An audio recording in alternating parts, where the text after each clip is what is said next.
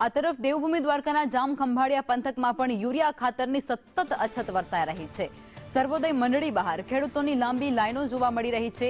શિયાળુ પાક સમયે યુરિયાની અછતને લઈ અને ખેડૂતો પરેશાન બન્યા છે, પરંતુ ખાતર ન મળી રહ્યું હોવાનો આક્ષેપ પણ ખેડૂતો દ્વારા સતત કરવામાં આવી રહ્યો છે। પૂરતો જથ્થો ત્યાં પહોંચતો જ નથી તે પ્રકારનો દાવો પણ ખેડૂતો દ્વારા કરવામાં આવ્યો છે। શિયાળુ મોસમ જે પાક વાવેતર કરેલું છે તે પાકની અંદર પણ નુકસાની જાય તે પ્રકારની સ્થિતિ અત્યારે વર્તાણી છે।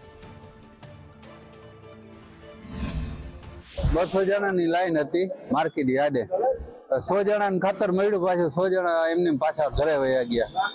અઠવાડિયુંથી અમે ખાતર વાહે હેરાન થઈ ગઈ। 1 બાજકી 2 બાજકી મળતું નથી। અત્યારે ઘઉં વાડીએ હુકાય છે, પાણી વાળવાની જરૂર છે, માણસો મળતા નથી। પાણી વાળવા જવું કે ખાતર લેવા આવું, અહીંયા બહુ તકલીફ છે ખેડૂતને। અત્યારે આ ખાતરની રાહત થોડીક સરકાર કરી દે તો અત્યારે ખેડૂત માટે ખાસ જરૂર છે। 2-3 વર્ષથી એવી તકલીફ થાય ને, જઈ અમારે ડીએપી ખાતર જતું હોય કે યુરિયા ખાતર જતું હોય, જઈ જ્યારે જોતું હોય ને ત્યારે તો ખેડૂતને મળતું જ નથી, અને એના ખાતરનું મજબૂરીમાં અમારે ગમે ખાતર વાવવું પડે। અમારે આ ખેડૂતને લાઈનમાં ક્યાંય ઊભું ના રહેવું જોઈએ। આ તો જ્યારે